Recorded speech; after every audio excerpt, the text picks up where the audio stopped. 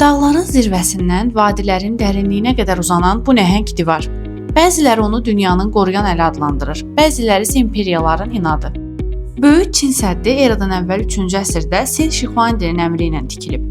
Sonrakı sülalələr isə onu genişləndirərək yekunlaşdırıb.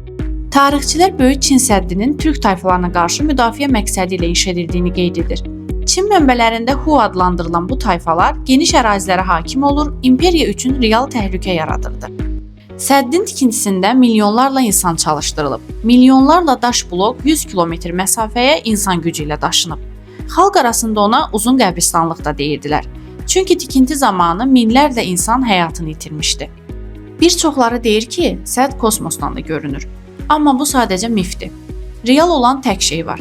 Böyük Çin səddi insan əlinin yaratdığı ən nəhəng torpaq izidir.